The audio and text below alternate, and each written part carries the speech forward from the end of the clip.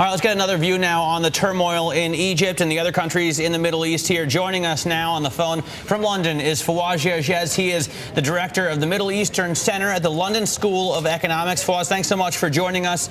Let me ask you, I was downplaying a little bit the videos that we're showing here of the riots because I don't want people to think that it's like that all over the entire country or even all over the entire city. But it is obviously very significant what we saw in Tunisia, what we see going on in Cairo. Is this, or could it be a sort of Berlin Wall moment for the Arab nations? It really is. I think it is the barrier of fear has collapsed.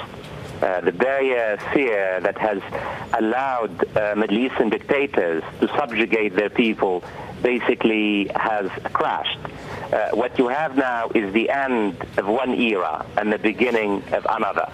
I think it's the beginning of the end of several Arab dictators. And when we talk about Egypt, we're talking about the most pivotal and most populous Arab state. It's the gate to the Arab world. Basically, it's the capital of its cultural production.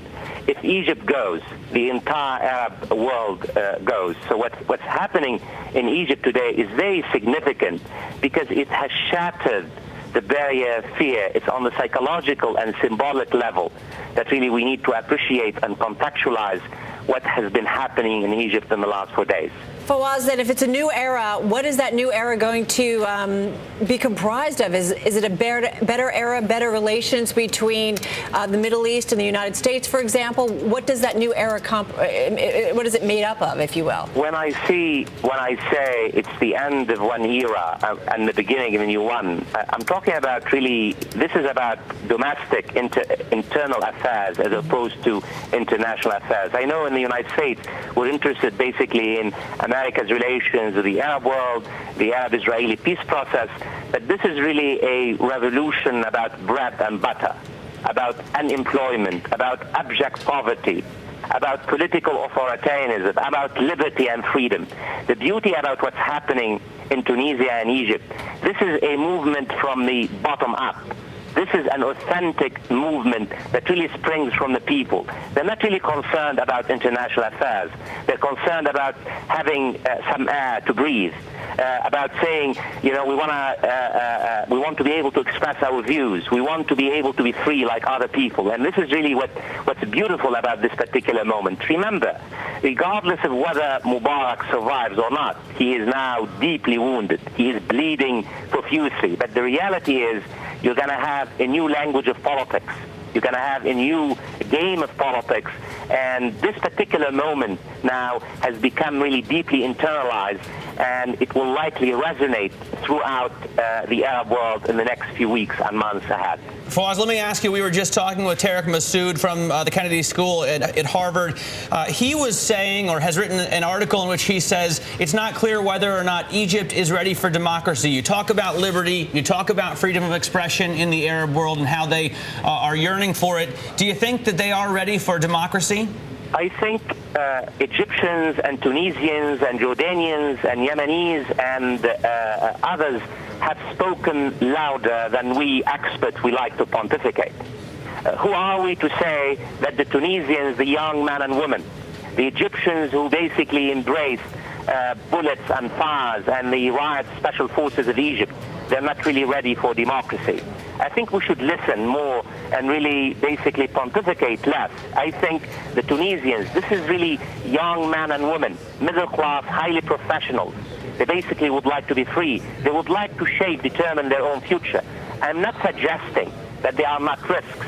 I'm not suggesting that the transitional period might not be very risky, but what's happening and the beauty, the reason why I stress this particular point, this is not about, they're not burning American flags. Mm-hmm. They're not saying down with colonialism. They're not saying we're going to throw Israel in the sea.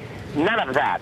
They're saying we want to be free. We want to shape our future. We want bread and butter. We want to own our history. Truly, okay. This is the Arab world revolution. It's the same moment of the American Revolution itself. Fawaz, we just got a little bit of time left. Let me ask you, because Matt and I and the rest of us here at Bloomberg have been watching these very powerful images throughout the day of the protest.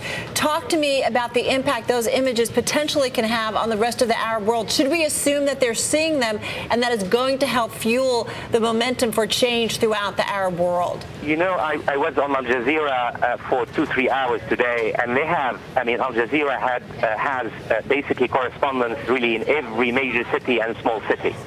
And in fact, it was Al Jazeera that played a key role in Tunisia, as you know.